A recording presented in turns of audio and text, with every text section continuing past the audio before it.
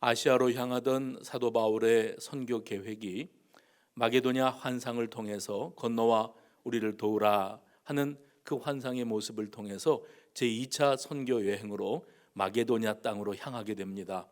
지금의 그리스 땅이라고 말씀드릴 수 있습니다. 그곳에 가서 바울은 빌립보와 그리고 데살로니가의 교회를 세우게 됩니다. 그리고 그 이후에 베레와와 아테네를 거쳐서 고린도에 도착을 하지요. 오늘 우리가 고린도 전서를 읽었습니다. 고린도에 머물면서 사도 바울이 교회를 세우고 또 복음을 증거하는데 1년 6개월을 머물렀다, 이렇게 기록이 남아 있습니다. 짧지 않은 기간 동안 고린도 지역에서 교회를 세우고 복음을 증거하는 사역을 감당합니다. 이 내용들이 다 사도행전 16장, 17장, 18장에 나오는 내용들입니다. 이곳에서 복음을 증거할 때 사도 바울이 확실하고도 담대하게 이 말씀을 증거할 수 그리고 사역할 수 있었던 근거가 무엇인가 하면 사도행전 18장 9절과 10절에 주님으로부터 분명한 음성을 들었기 때문입니다. 밤에 주께서 환상 가운데 말씀하시되 두려워하지 말며 잠잠하지 말고 말하라. 내가 너와 함께 있음에 아무 사람도 너를 대적하여 해롭게 할 자가 없을 것이니 이는 성중에 내 백성이 많음이라 하시더라. 하나님께서 이 땅을 복음화하게 하시고 또 많은 이방인들에게 복음이 전파되게 하시기를 원하시는구나. 그러므로 주변에서 어떤 핍박과 도전이 찾아온다 할지라도 위축되지 말고 담대하게 이 복음을 증거해야 되겠다 하고 장장 1년 6개월이라고 하는 시간을 그곳에 머물러 있었던 겁니다.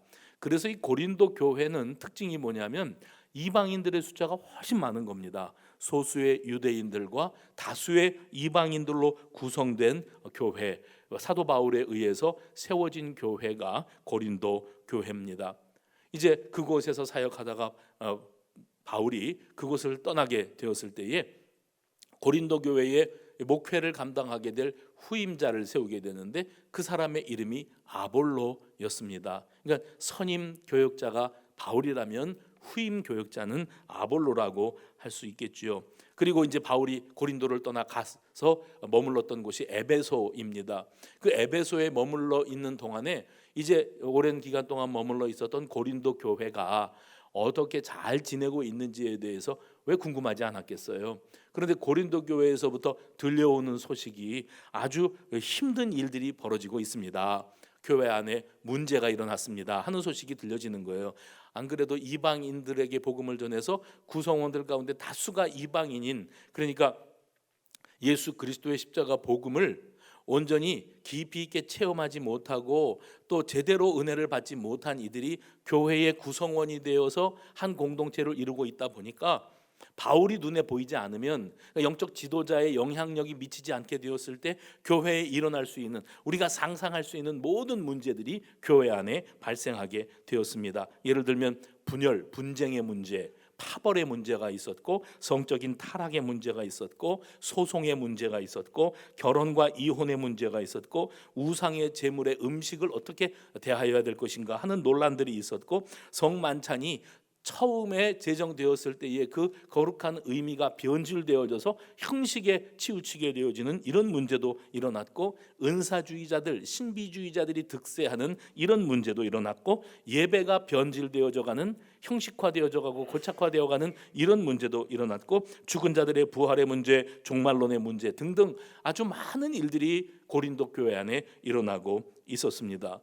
그런데 고린도 교회로부터 이런 일들이 있는데 어떻게 하면 좋을까요? 하는 질문을 받았을 때 사도 바울이 이것을 그냥 단순히 도덕적 타락과 교회의 변질의 문제로 다루지 아니하고 이 문제가 정말 어떻게 우리가 처신해야 되고 교회를 어떻게 이끌고 나가야 되겠는지에 대한 구체적인 답을 보여주고 있는 것이 고린도 전서라고 말씀드릴 수가 있습니다.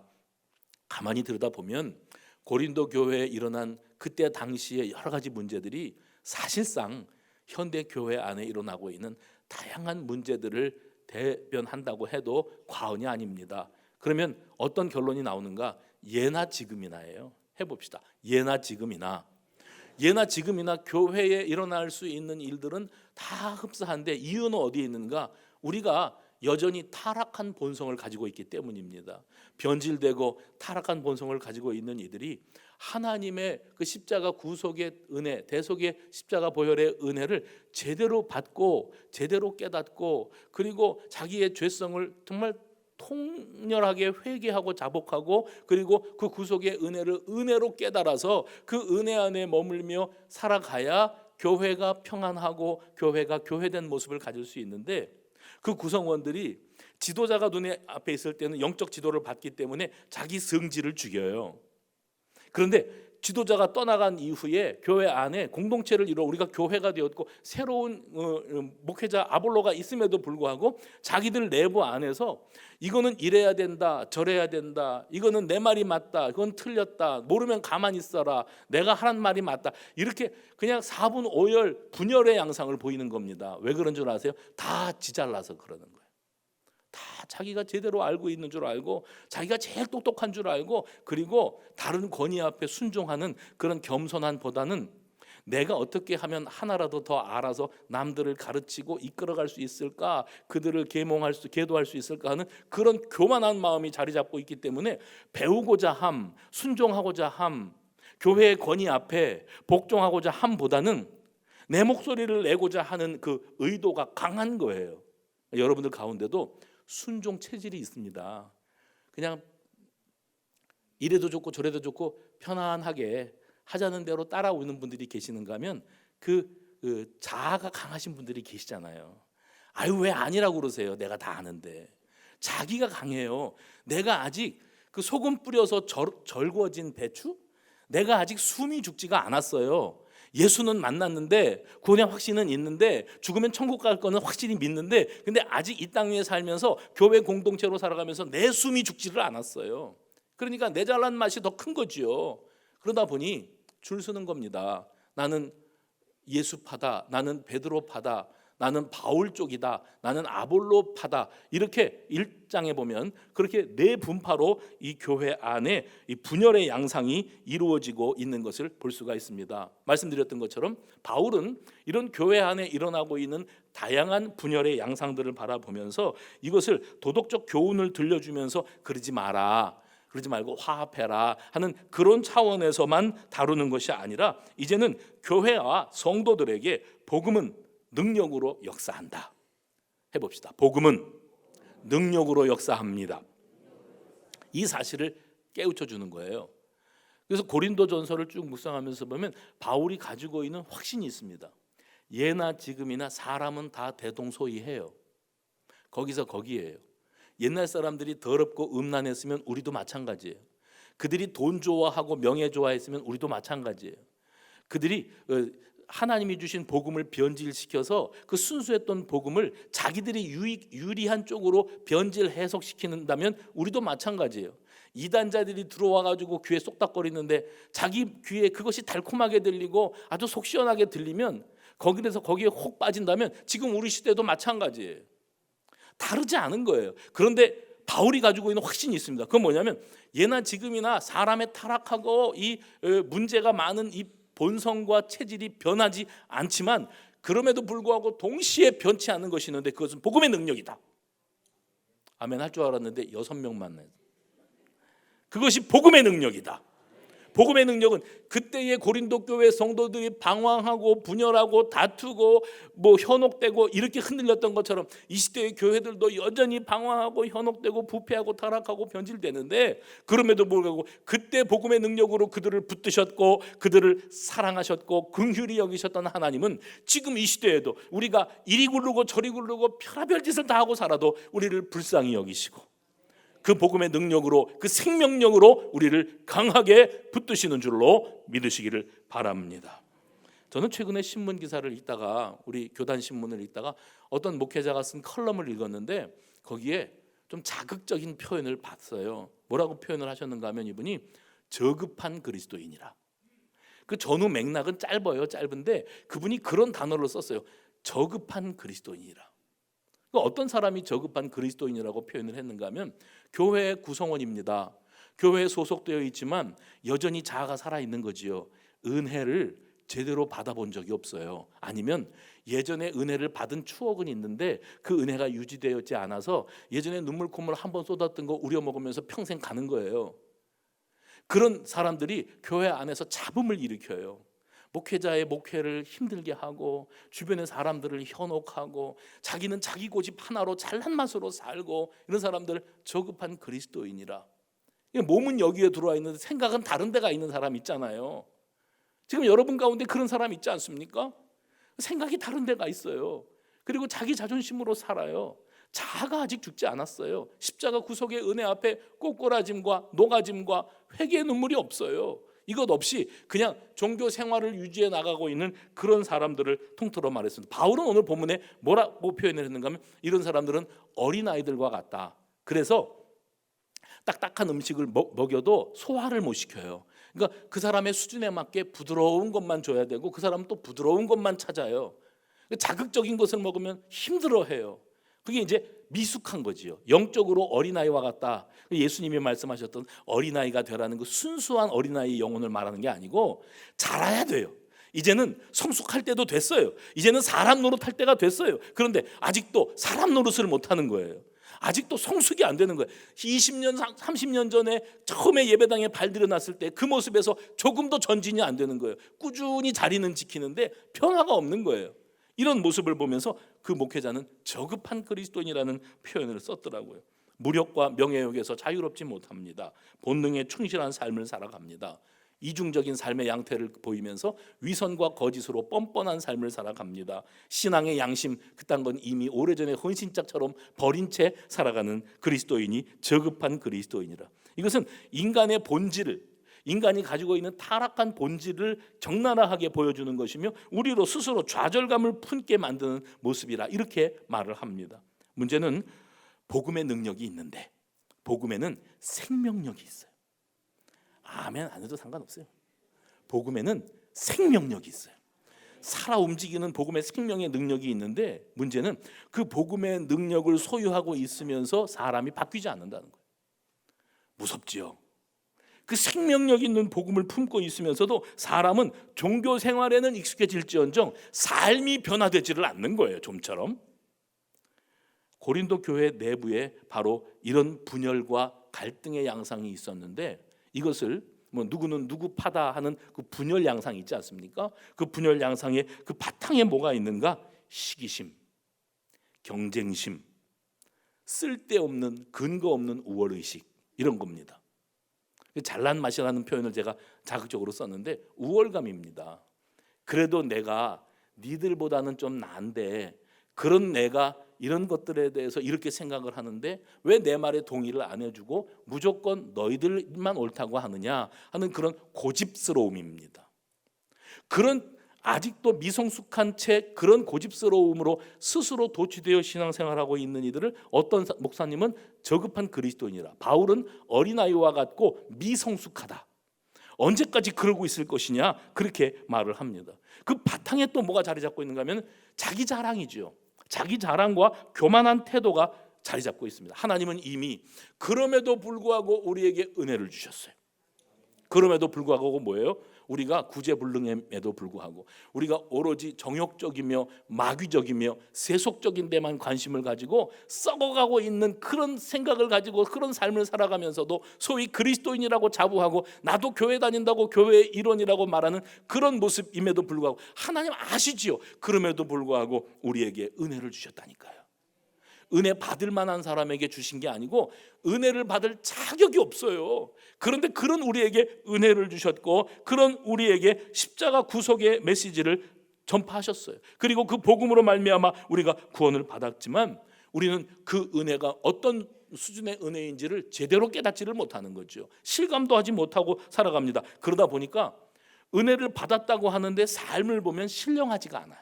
영적이지가 않습니다. 은혜를 받았고 예수를 믿는다고 하는데 삶의 모습을 들여다보면 아직도 멀었어요. 늘 제자리 걸음이에요. 육신에 속한 자라, 은혜 없는 그리스도인이라. 오늘 본문에도 육신에 속한 자라는 말이 그래서 수없이 표현이 반복되고 있습니다. 한마디로 말하면 지금 이 땅 위의 교회도 과거 고린도 교회에 그렇게 많은 문제들이 양산되고 있었던 것처럼 이 땅의 교회 안에도 많은 문제들이 내재되어 있습니다. 모두가 화평하고 화목하고 하나 된 것 같아 보여도 하나 되지 못하고 그리고 그 분열의 양상들이 눈앞에 보이는 거예요. 교회의 미래가 갑갑하기만 한 겁니다. 그 원인이 어디에 있는가? 성숙하지 못해서 그래요. 이제는 우리가 성숙할 때가 된 줄로 믿으시기를 바랍니다. 목회하면서 목회자들끼리 이렇게 대화를 나누다 보면 우리 교회만 그런 게 아니구나 하는 그런 생각이 들 때 있지 않습니까? 그러면 위로가 돼요. 나만 그러고 있는 게 아니고 다들 그러고 사는구나. 이게 뭐냐면 요맘때 성숙하지 못한, 여기 바울이 표현하는 그 미성숙한 그리스도인들의 모습이 드러난다는 거지요. 아예 예배만 도장만 찍고 가시는 분들은 그러려니 하겠는데, 봉사자들이요, 교회 봉사하는 분들이 마음 가운데 서운함이 있어요. 일하다가 서운해요. 주의 종들에게 서운하고, 또 교회 리더들, 중직자 일꾼들에게 서운하고, 그 서운함의 바탕이 뭐가 있는가? 시험에 들고 상처를 받는다. 교회 생활하다가 뭐 말로 행동으로 시험에 들고 상처를 받는다. 그 일이 자주 반복된다. 그래서 일하다가 일할 의욕이 꺾인다. 그겁니다. 성숙하지 못했기 때문에 드러나는 현상이거든요. 그래서 요맘때 제일 유행하는 말이 있습니다. 여러분, 성도들이 여기도 뭐 지금 등록 안 하고 우리 교회 예배에 앉아 계시는 분들이 여러분 계시는 걸 제가 압니다. 뭐 등록하라고 등 떠밀지도 않고요. 뭐 여러분이 알아서 선택하실 일입니다. 연말 되면 교회 찾아서 순례하시는 분들 많이 계시잖아요. 우리 교회에서도 떠나가지고 다른 교회 순례하러 다니는 분도 분명히 계실 거예요. 어떤 말이 유행어인가? 교회가 여기밖에 없냐는 거죠. 성도들이 꺼내는 최후의 카드가 있습니다. 나 이 교회 떠날 거라고. 왜요? 기분 나빠서 떠나버리겠다고. 기분 나쁘면 교회를 떠나요? 그게 내 수준이에요. 그렇게 살지 마시고 본교회를 지키시기 바랍니다. 기분 나쁘면 교회 떠나요? 상처받았다고 교회 떠나요? 자존심이 상해서 교회 떠나요? 이거는 신앙생활을 감정으로 한 겁니다. 예수를 만나고 은혜를 받고 그 복음의 능력 앞에 완전히 사로잡히는 그 감격과 감동이, 녹아짐이 체험되지 않고 자아는 살아서 이 숨 죽지 않은 배추가 밭으로 가려고 하는 것처럼 자아는 살아서, 그래서 내 감정과 내 자존심과 내 고집은 다 앞세우면서 그러면서 교회의 한 구퉁이에 자리 잡고 있다 보니까 나도 힘들고 남들도 힘들게 하는 거예요. 그러다 보니까 떠나는 거지요. 다른 데 가서 내 성질 다 펼치고 내가 하자는 대로 다 해줄 수 있는 그런 교회와 목회자가 있으면 거기 정착해야지. 어디를 가도 그런 교회가 없어요. 그러니까 연말만 되면 나 기분 나빠, 안 해. 두 번째가 뭐냐면 교회 떠나겠다는 말 다음에가 뭐냐면 나는 그만두겠다는 거예요. 일하는 분들이 하는 말입니다. 나 그만둘 겁니다. 내 이름 빼주세요. 꼭 요맘때 알거든요. 교회 생활을 한두 해 한 게 아니기 때문에 바로 요 한두 주간이 내년도 일꾼을 세우는 주간인 걸 알기 때문에 쫓아오는 겁니다. 근데 여러분 중에서 뜨끔하시는 한 명, 그 사람 아니고요, 많은 분들입니다. 너무 찔리지 마십시오. 그분만이 아니고 한두 명이 아닙니다. 나는 그만두겠습니다. 못하겠습니다. 여기에서 내 이름 빼주십시오. 나는 내년에는 아무것도 안 하고 신앙생활에만 전념하렵니다. 일하다가 지쳤습니다. 가만히 묵상을 해봐요. 왜 저런 소리가 나올까? 왜 교회에서 겉돌고 녹아들지를 못할까? 뭐냐면 주가 뭐였는가요? 신앙생활에, 내 신앙생활에 주가 뭐였는가? 뭐가 중점이었는가를 살펴보라는 거예요. 사람들이 봐줘야 돼요. 사람이 알아줘야 돼요. 사람들의 시선이 무서워요. 여러분 신앙생활하면서 사람들의 시선을 너무 신경을 많이 쓰시더라고요. 남들이 뭐라고 하던데, 누가 뭐라 하던데, 그게 상처가 되고 그게 신경이 쓰이고 그게 시험거리가 되어서 나 교회 떠날 거라고, 나 일 안 할 거라고. 그게 아주 큰 무기예요. 그럼 주의 종들이 깜짝깜짝 놀라지요. 그 목회 스트레스 중에 하나입니다. 또 이 중에 그 무기를 들고 왔다가 오늘 가만히 움켜쥐고 계시는 분들이 계실 텐데 넣어두시기 바랍니다. 해봅시다. 넣어두십시오. 그거 꺼내서 나 빼주세요. 부목사님들이나 전도사님들 찾아가서 내년에는 안 할 거예요. 알아서 하세요. 시켜도 안 해요. 뭐라고요? 미성숙이라. 바울은 세련되게 표현했고, 센 목사님은 저급하다. 저급한 그리스도이라. 주가 뭐냐? 은혜를 받은 게 주가 아니에요. 구원의 확신이 주가 아니에요. 우리 주님을 바라보는 게 아니고 사람을 보는 거예요. 사람 보니까 기분 나빠요. 자존심 상해요. 눈 뜨고 못 보겠어요. 내 마음에 안 들어요. 감정이 뒤틀렸어요. 그게 뭡니까? 이제도 우리가 딱딱한 음식도 소화시킬 줄 아는 성숙함이 있어야 되듯 바울이 표현했잖아요. 우리 모두에게 이러한 성숙이 있게 되어 주시기를 주님의 이름으로 축원합니다. 그 고린도 교회에 있었던 대표적인 예는 분파주의였어요. 십자가 복음과 그 은혜를 깊이 묵상하고 깨닫고 그 은혜 안에 녹아지는 경험이 없이 종교 생활로서의 교회 생활을 유지하다가 보니까 교회 안에 분열 양상이 나타났는데, 고린도 교회에는 대표적으로 바울파, 아볼로파, 게바, 베드로파, 그리고 예수파 이런 식으로 나누었는데 다 인본주의적으로 나뉘어진 것이지 뭐 예수파는 더 신령해서 예수파라는 이름을 지은 것도 아니었어요. 실제로 신학자들은 오늘 본문 말씀을 묵상하면서 고린도 교회 안에 바울이 표현할 때 이렇게 4개의 파가 있는 것처럼 표현했지만 실제 고린도 교회 안에는 2개의 파가 있었을 것이다. 크게 하나는 바울파, 바울이 누굽니까? 고린도 교회 개척자입니다. 설립 목회자입니다. 그리고 해놓고 1년 6개월 만에 떠났지요. 에베소에 가 있지요. 그 다음에 후임 목회자를 세웠습니다. 그 사람이 아볼로입니다.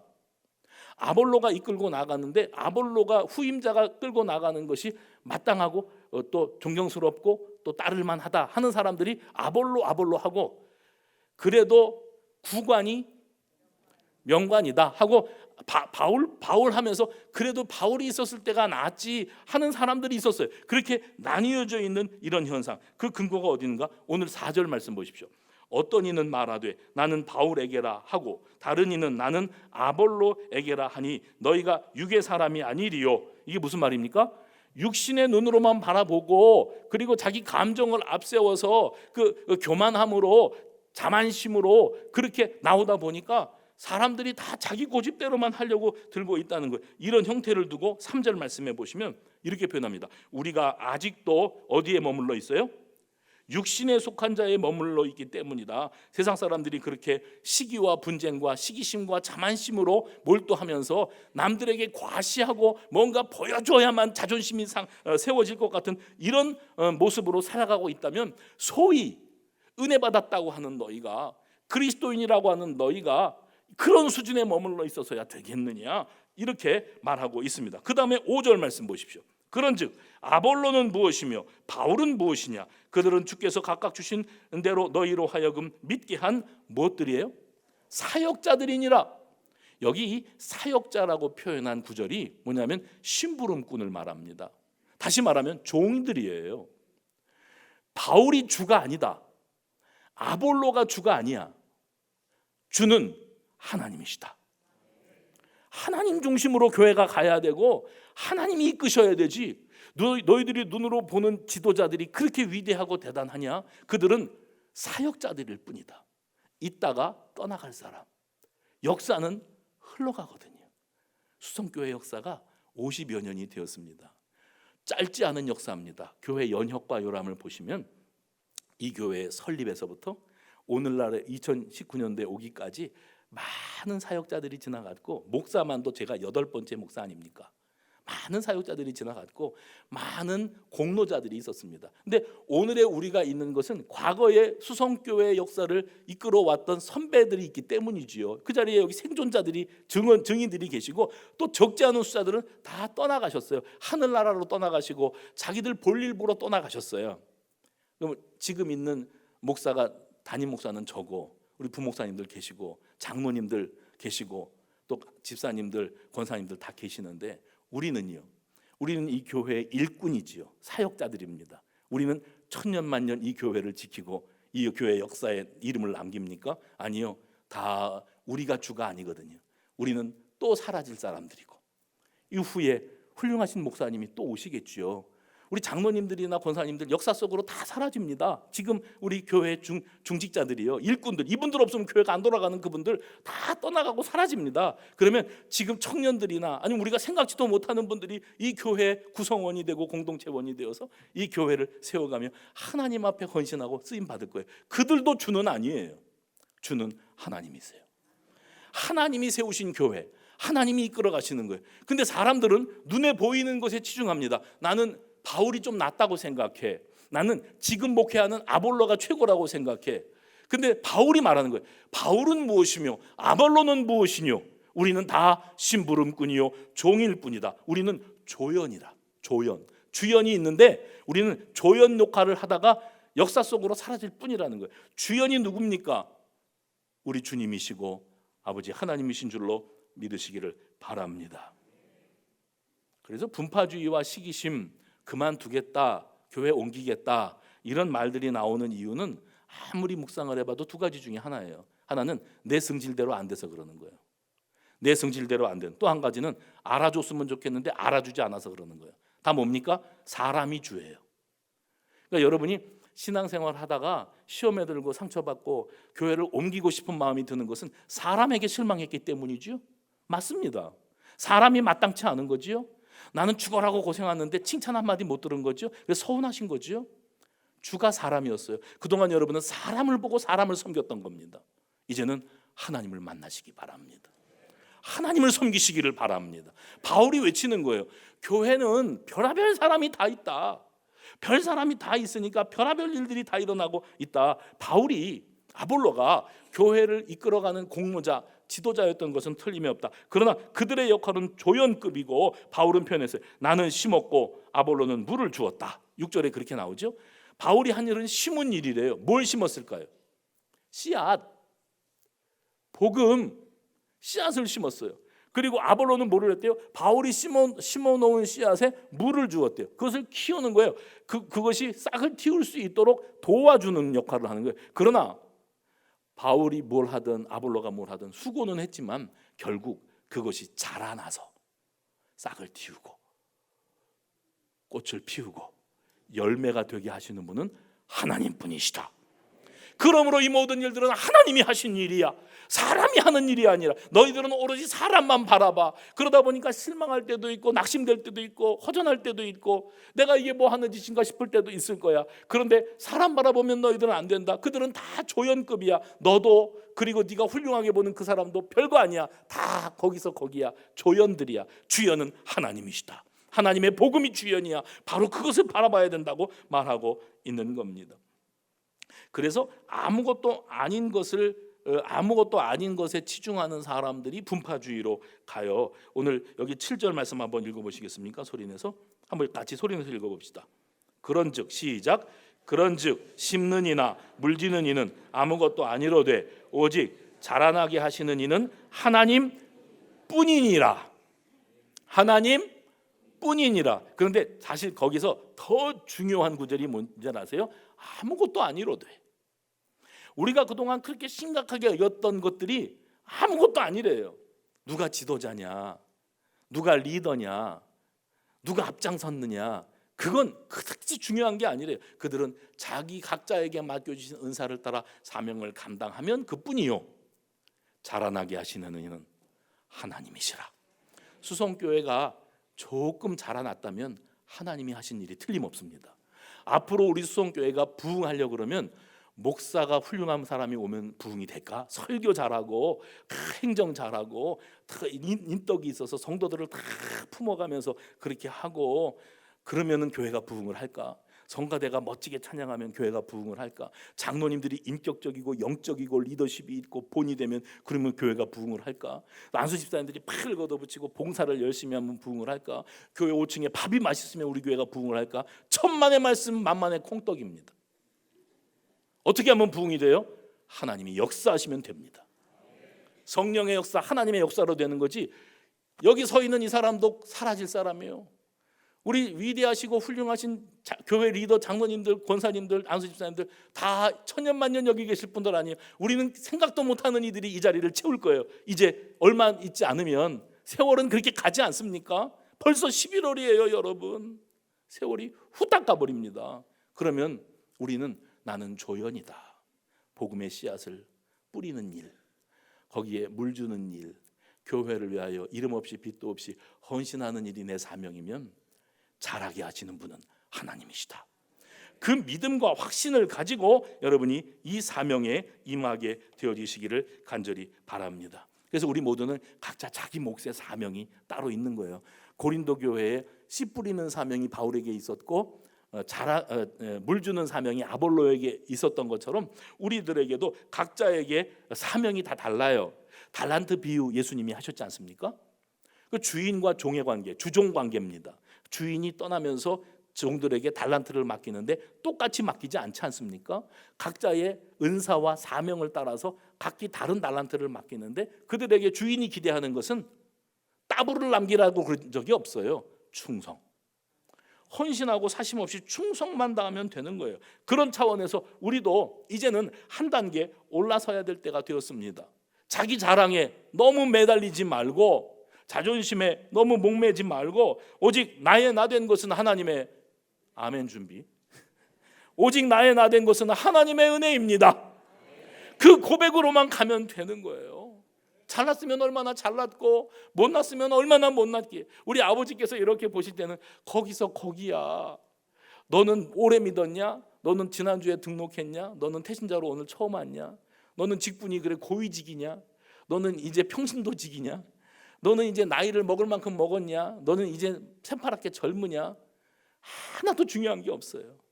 다 한 가지로 돼. 아무것도 아니로 돼.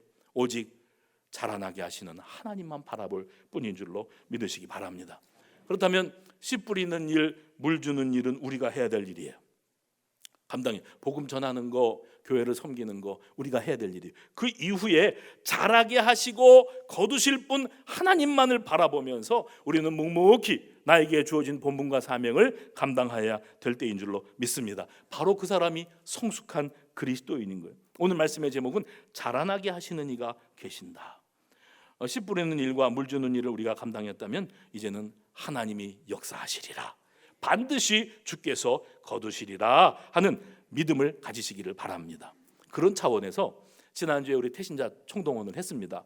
교회들마다 태신자 새생명 잔치, 총동원 주일, 새생명 축제 다 이름들이 다르잖아요. 우리는 태신자 초청주일. 그래서 이제 지난주에는 오늘보다는 좀 많이 오셨어요. 새가족들이 많이 오셔가지고 선물도 받고 식사도 하시고 교회가 좀 잔치집처럼 버글버글했어요. 오늘은요. 오늘은 다시 원상복구예요.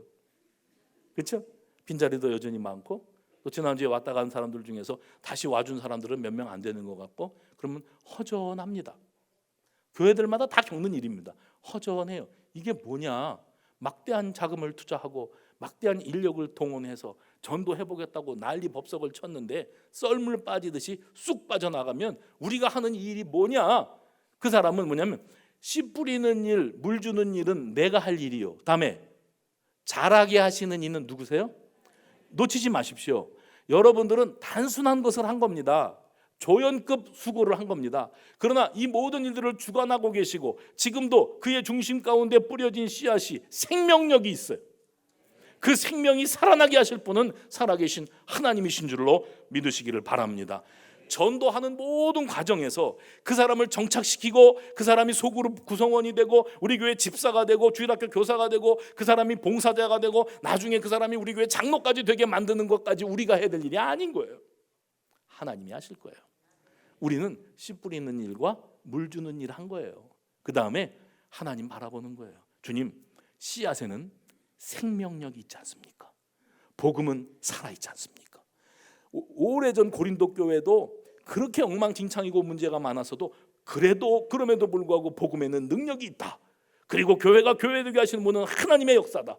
지금 이 시대도 별일들이 다 있고 별 성도가 다 있어도 하나님은 이 모든 일들을 통하여 영광 거두시며 열매를 거두실 분은 오로지 하나님 한 분뿐이심을 믿으시기를 바랍니다. 그래서 물 준다, 씨 뿌린다, 물 준다 이런 표현을 썼는데 이것은 농부가 농사할 때 하는 모습 아니겠습니까? 농사할 때 씨 뿌리고 물만 줍니까? 파종하고 물만 주면 끝이냐고요? 아니요. 잡초도 걷어내야 되고 제초제도 뿌려야 되고 또 비료도 줘야 되고 별일들이 얼마나 많이 기다리고 있습니까? 그러면 사람들은 결실을 보고 야, 농부가 이 결실을 위해서 참 수고 많이 했다. 쌀밑자는 88번 손이 갔다는 뜻이라고 누군가 그런 얘기를 하더라고요. 정말 땀 흘려 땡볕에서 고생 많이 해서 오늘날 이 열매가 있다. 그렇게 말하지 않아요. 사람들은 농부를 바라보겠지만 우리는 누구를 바라봐야 돼요? 자라나게 하신 분. 그 씨앗에 생명을 주시고 그 씨앗이 싹을 틔워 자라게 하시고 열매를 거두시는 분은 하나님이시구나. 그러니 우리는 우리에게 맡겨진 각자의 사명에 신실하면 하나님은 그 일을 통하여 역사를 이루실 것이다. 이게 생명의 신비입니다. 해봅시다. 생명의 신비. 농부의 수고만으로 되어지는 농사가 아닙니다. 하나님이 다 하시는 일인데 농부는 조연급 수고한 것일 뿐입니다. 사람들은 농부밖에 안 보입니다. 그러나 우리는 하나님을 바라봐야 됩니다. 중요한 일은 씨 뿌리고 물 주는 일이라도 신실하게 했느냐는 거예요. 씨 뿌리고 물 주는 일이라도 제대로 해본 적이 있느냐는 거예요. 그것조차도 하지 않지 않습니까? 이제는 하나님께서 이 복음의 씨앗이 갖고 있는 그 자체의 능력을 허락하셨기에 이제는 어떤 사람은 씨 뿌리는 사명이 있어요. 어떤 사람은 물 주는 사명이 있어요. 어떤 사람은 신앙생활하다가 시험 들거나 낙심해서 교회 떠난 가나안 안 나가 있잖아요. 가나안 교인들을 찾아가 격려하고 위로해서 다시 예배당으로 돌아올 수 있도록 이끌어야 될 사명이 있는 이들도 있어요. 어떤 이들은 누군가에게 위로자가 되어주고 누군가의 하소연을 들어줘야 될 상담자의 사명이 있는 사람도 있어요. 누군가 가슴앓이를 하고 또 병원에 입원해서 고통을 당하면 찾아가 신방하고 위로해서 그 사람에게 복음을 전해야 될 그런 사명이 있는 분도 있어요.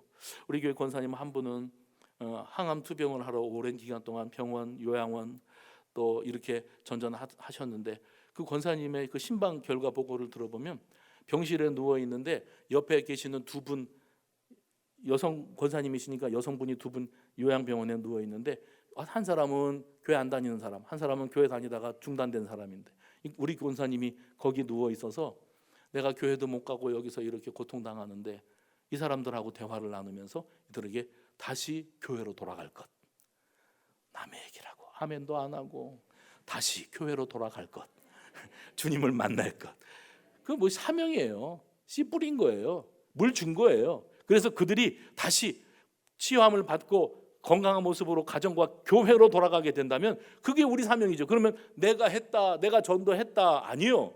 하나님이 하실 겁니다. 우리는 그저 나에게 주어진 사명에 신실하기만 하면 되는 거예요.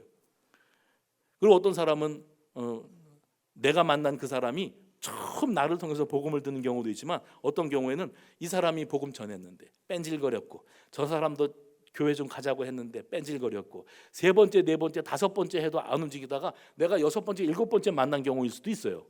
나까지 또 그러는 거예요. 만난 나까지도 교회 좀 가자고, 하나님이 당신을 너무 사랑하신다고, 주님을 만나야 된다고, 지금 시대가 그런 시대 아니냐고 했을 때 다른 사람들한테 그렇게 뺀질대던 사람이 마침 내가 만나서 한마디 했는데 예수 영접하겠다, 교회 가겠다 그러고 교회를 따라 나왔다 그러면 내가 다 한 겁니까? 하나님이 감동하신 거죠. 그 사람이 앞으로도 꾸준히 신앙생활에 뿌리를 내리는 거 내가 해야 내 할 탓입니까? 아니에요. 나는 씨 뿌린 것만 한 거예요. 겨우 물만 준 거예요. 잘하게 하시는 분은 하나님이심을 믿으시기를 바랍니다. 그래서 수고를 아끼지 않고 순종하는 모든 이들은 한 가지 분명한 확신을 붙잡고 일해야 됩니다. 복음을 전할 때, 하나님의 교회를 섬길 때, 그게 뭐죠? 생명이 살아나는 원리. 해보세요. 생명이 살아나는 원리. 내가 뿌린 씨앗에는, 내가 한 헌신에는 여기에 생명력이 있다. 이 생명력은 하나님이 거기에 넣어두신 것이기 때문에 그것이 10배, 30배, 100배가 되어지는 것은 하나님이 하실 일이다. 반드시 하나님은 이 생명력 속에 씨 뿌리는 수고와 물 주는 수고가 헛되지 아니하도록 반드시 열매를 거두실 것이다. 여러분, 바로 그 모습을, 그 믿음을 꼭 소유하시기를 바랍니다. 하나님이 일하고 계심을 바라보는 영적인 눈, 자라게 하시고 거두시는 하나님이심을 잊지 마시기를 바랍니다. 동시에 우리가 전한 복음, 또 저들이 들은 이 복음 자체가 가진 능력을 가볍게 여기면 안 돼요. 좀 더 세게, 좀 더 설득력 있게, 감화력 있게 그렇게 했으면 와가지고서 통에 잡아먹고 한 번에 등록카드 냈을 텐데 그렇게 욕심을 내면 안 돼요. 하나님이 하시는 일에 사람마다 다 다르고 사람마다 다 단계가 있지 않겠습니까? 한 영혼이 예수를 만나기까지 중간에 역할을 하는 우리의 위치는 어쩌면 조연급, 별것 아무것도 아니로도 그랬잖아요. 아무것도 아닌 것일 수 있습니다. 그런데 하나님은 이 복음을 아무것도 아닌 우리를 통해서 전달하게 하시고 거두실 계획은 이미 그 복음 안에 생명의 씨앗을 넣어두셨기 때문에 하나님이 이미 다 계획하신 대로 따라 반드시 열매를 거두게 되실 것을 확신하시기 바랍니다. 그러므로 내가 사랑으로, 예수 십자가 사랑으로 다가가서 내가 가족에게, 이웃에게 복음을 전했다 그러면 이제는 하나님이 거두시리라. 잘하게 하시고 거두시는 분이 하나님이시다. 이 믿음을 꼭 부여잡으시기를 바랍니다. 그래서 복음을 전하는 우리가 먼저 복음의 능력을 의심하면 안 되겠죠. 복음에는 능력이 있다, 생명력이 있다, 이 확신을 가지고 하나님만이 새 생명을 선물로 허락하시는 분이심을 믿는 그 믿음을 부여잡고 지속적으로 이 복음 증거하는 일에 매진하고 하나님의 교회에 정말 사심없이 헌신과 충성을 다하여 내 본분에 최선을 다하는 저와 여러분 되시기를 주의 이름으로 축원합니다. 기도합시다. 하나님 감사합니다. 씨 뿌리는 이, 물 주는 이가 따로 있습니다. 그러나 정말 주목해야 될 분은 잘하게 하시는 이인 하나님 한 분뿐임을 믿습니다. 우리 안에 교만을 무너뜨려 주시옵소서. 아직도 숨 죽지 않은 우리의 교만한 자아를 깨뜨려 주시옵시고 말씀의 권위 앞에 무릎을 꿇는 하나님의 진실한 자녀들이 다 되게 하여 주시옵소서. 예수님의 이름으로 기도하옵나이다. 아멘.